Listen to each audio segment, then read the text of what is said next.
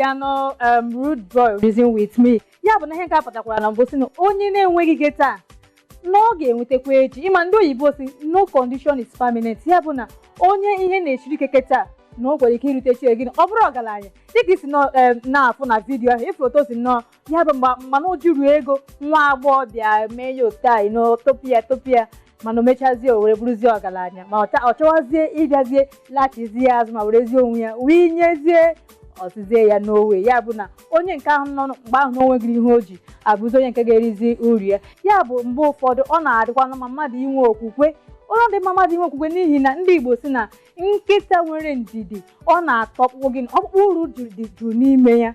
So ya bụ ọ bụrụ na onye nweghị ego nkịta o nwere ike o ruo echi ile ọ bụrụ onye gịnị ọ bụrụ onye gbara ọgaranya reason with me nke si n'ọnụ rude boy dịka m sị na-egwupịa ofu m ga-agazi ugbu a kwụzie ọ bụrụzi ihe gbasaziri ofu ọzọ bụ ojiji nke ndị Igbo nke a na-akpọ okpu ọzọ. Okpu nke ahụ bụ okpu ga na-ebudo obere ajị n'ọnụ ya. Ndị iche iche na-ekpu okpu dị otu a mana ọ gaghị adị mma nnọọ ka nkọwacha ya n'ọnụ m ga-ahapụ ya nnọọ ka dị mkpa ozigbo onye nwafọ Igbo ọzọ mara ka omenala si were dị ka ojii Igbo si were nọrọ ka ọ kọwala anyị ihe bụ mpụta ihe okpu nke ahụ pụtara n'ihi na o nwere ọ sị na ihe na-emaghị na-emarụ ya. Anyị ga-eje ka aga gosi unu ihe nke nwa amadi ya ga-ekwu. Unu eje n'ebe ọbụla ka anyị ga-egosi unu nke a. Anyị ga-anọkwa n'oge aṅụrị. Ihe dị ebe a bụ na ịma na ihe a sị nọ kọmputa eji bekee na-akpọ kọmputa eji ọ bịa na ilezi anya adaghị esozi ọdịnala Igbo adaghị esozi ọdịnala Nigeria ka m wee ya like that. Abịa isi agụ anyị fụrụ ihe o kwesịrị bụ ebe a na-eme emume echichi ọdịnala Igbo ị na-aghọta because ọ bụrụ ihe nwata pụta were nọ ebe ekwesịrị iyi ya bụ onye tozugoro iji ihe ọdịnala Igbo ịghọta ihe m na-ekwu na so dịka ebe a na-echi ọzọ ebe a na-anụ nwaanyị ebe ịgba akwụkwọ daize ebe o kwesịrị ka a na-eyi ụdị akwa ahụ mana ndị ya apụtasị nọ kọmputa eji n'ọpụta gị na-ekwu asị nnọọ old school ka ị na-ekwuzi okwu ya na ya ka eji wee mebisi ihe ọdịnala Igbo anyị. So ihe anyị na-eme bụ ka anyị yọwa Chukwu anyị na-ejikọkwa aka ọnụ ka ma ga-eweghachitekwu ya azụ n'ụzọ kwesịrị. Ndị omekome a na-eme ndị ma ihe ọ pụtara ọ na-eweghachi dịtị n'azụ ka o nwee ike kwụrụ chịm otu o si wee dịkwa. Unu afụla ya ndị Igbo si na ife eji n'aka anaghị eji enyo gịnị eli ya. Unu afụla otu amadi ya si na were kọwaa ya. Ya bụ na ọtụtụ ndị ga na-asị so ihe okpu a na-ekpu nnọọ na o nwere ihe nkọwa nke ya. Ọzọ bụkwa okpu nke ọbara nke a na-akpọ okpu ọbara ma ndị na-ekpu okpu nke okpu ọbara ahụ bụ ụfọdụ abụ ndị echiri echichi n'ala Igbo.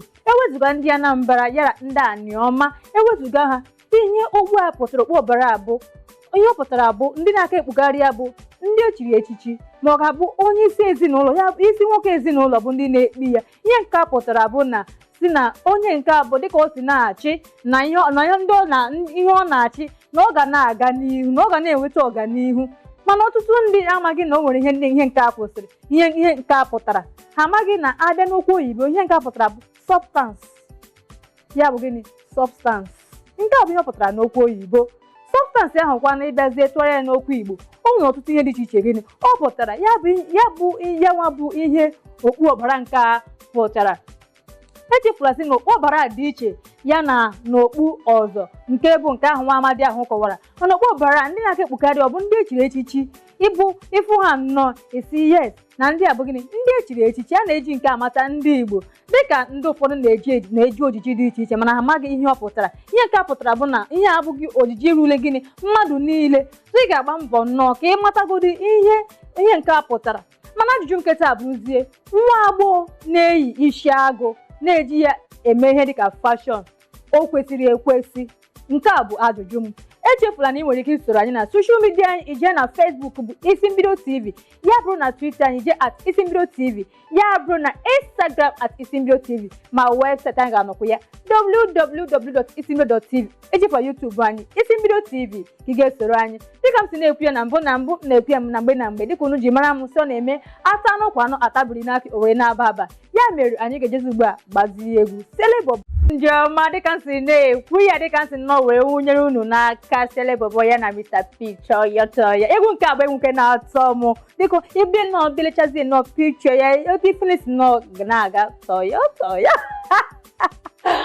dịka m si na-akpọ okwu ahụ n'ọnụ nnọọ na-ekwu ya na-aga n'iru n'iru dịka m si na-agwa unu si nọ na-eme ata n'ụkwa nnọọ atabiri n'aka nwa ekwukwu nkwa nnọọ si na ihe juru eju n'afọ dịka anyị si na-ekwu n'ihe gbasara ojiji nke ndị Igbo ugbuazi. Anyị ga-ejezi ugbu a ma gosizi unu ajụjụ anyị jụrụ n'izuụka gara aga kwụrụ n'ọnụ ndị mmadụ. Ya bụ ajụjụ anyị were si ọ bụrụ na asị gị ma gị họrọ ofu onye ndị ama ama n'ụlọ egwuregwu ụlọ nta ihe egwuregwu ya bụ entertainment industry, asị gị ma gị họrọ ofu onye ya bụ nke a na-akpọ celebrity n'okwu oyibo, sị gị họrọ sọsọ ofu onye ka ọ bụrụ onye nchi obodo a, kedu onye ị ga-achịrịnụ? Ngwanụ anyị ga-agosi unu kwụrụ n'ọnụ ọsịsa ndị mmadụ dị iche iche. Ọ bụrụ na asị gị ma ị họrọ ofu bụ ndị ama ama ndị a bụ ndị a na-akpọ celebrity n'okwu oyibo, si ka ha bụrụ onye isi obodo ya bụ president of this country, ka onye ga-ahọrọ sị na ọ bụ ya nwa? Onye dịka Pete Edochie. Think Wizkid. Wizkid. I'm gonna horror Wizkid. Don Jazzy. Ọ sị na ọ Don Jazzy. No one. Nobody. Gịnị ka a na-achọkwa ndị celebrity? Na-ewepụta n'onwe m na ka m chịkwa n'obodo a. Celebrity ma ya hapụta onwe m ndị celebrity abịa votu ka m chee because celebrity maybe a na-agụ egwu, a na-ati film, amaghị etu ọchịchị dị. Achịbezi atụrụ ka ụfọdụ iche obodo a, mụ achịgo m atụrụ chi nkịta, so ka m chizi ndị mmadụ ka o wee na-aga n'udo. Quite difficult question nke jụrụ m ugbu a, but so many of them dị good. Ihe ha na-akọwa with story ha ma content ha na-produce to ndị mmadụ, but ọ dị very difficult just pick ofu onye na ime ọtụtụ ndị Nigerian celebrity ahụ. Bụ ejọ m ga-asị na m ga-ewere Falz maka again ihe egwu Falz na-akụ, ọ na-akụ egwu dị social conscious, egwu ndị mmadụ nwere ike relate to. Ọ na-abịa akụọ just anyhow egwu, but ọ na-achọ ịkụzi ihe na-eme na society, ọ na-achọ reflect atụ ndị mmadụ nakwa na-amụrụ ihe ebe ọ nọ. So inye onye dị ụlọ Falz opportunity ka ọ chịa Nigeria, o nwere ike ifixili some norms nọ na Nigeria. Ọ na-apụta otu ndị mmadụ si nọ wee sa ajụjụ ahụ mana ka ozikwa na Wizkid aka well ọ na-asị Wizkid ka ọ chịa obodo a, kedu ife Wizkid ga-achị? Well onye ọbụla nwere uche ya, ewere si na gịnị onye ara na uche ya bụ onye na uche ya wepụlanya ya ma were n'ọnụ ndị mmadụ dị iche iche. Dịka nsị na-ekwukwe na mbụ, anyị ga-anọkwa n'ihe gbasakwara ojiji nke ndị Igbo a na-ekwu okwu ya.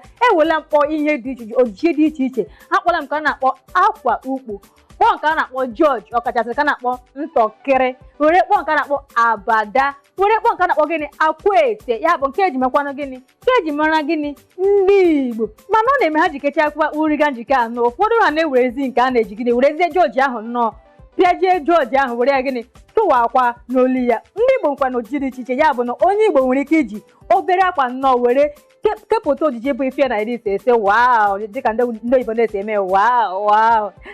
Anyị ga-ejezi ugbu a nọ dịka nsị na-agwara unu sọ na-eme asa anụ kwa anụ atabiri n'aka. Nke ọ pụtara gịnị, o rugo oge anyị ga-eji nnọọ ji ezumike ma were gbaragodo egwu nke a ga-agbawo gịnị Fino for